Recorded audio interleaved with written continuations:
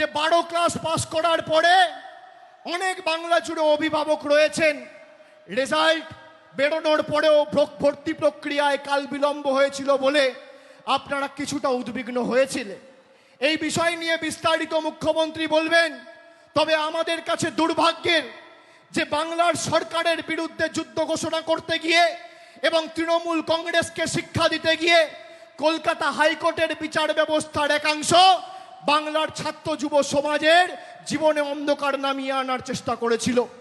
আমরা সুপ্রিম কোর্টে গিয়ে সেই অর্ডার স্টে করিয়ে সুপ্রিম কোর্টের অনুমতি যেদিন পেয়েছি 1 ঘন্টার মধ্যে সরকার প্রক্রিয়া চালু করেছে।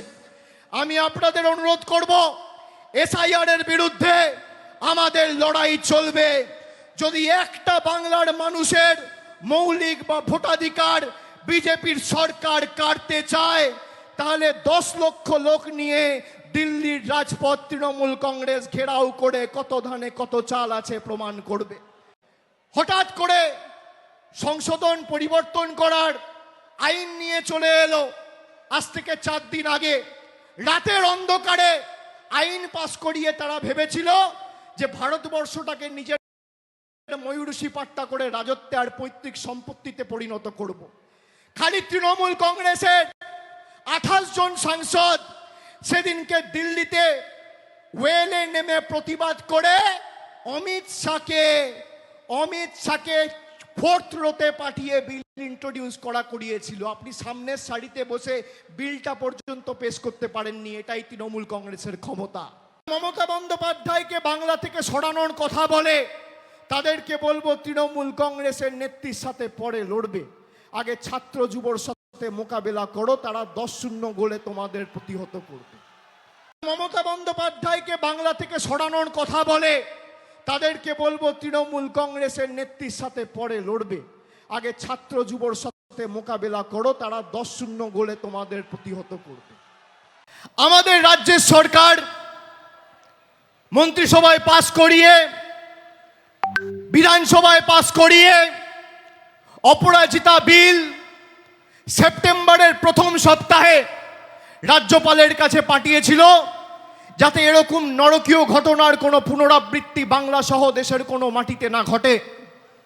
আজকে 1 বছর হয়ে গেছে, সেই অপরাজিতা বিল বিজেপি বা আমাদের রাজ্যের রাজ্যপাল এবং রাষ্ট্রপতির কাছে পাঠানোর পরেও সেই বিলে তার অনুমোদন এখনো পাওয়া যায়নি। যারা সেদিন রাস্তায় নেমে এই ঘটনার প্রতিবাদ করেছিল, তাদের উদ্দেশ্য শুধু দোষী শাস্তি পাক নয়, তাদের উদ্দেশ্য ছিল গরিব মানুষের যে স্বার্থে যে স্বাস্থ্য ব্যবস্থা মমতা ব্যানার্জির সরকার 2011 থেকে করেছে, সেই স্বাস্থ্য ব্যবস্থাকে চূর্ণ বিচূর্ণ করে ভেঙে ফেলা।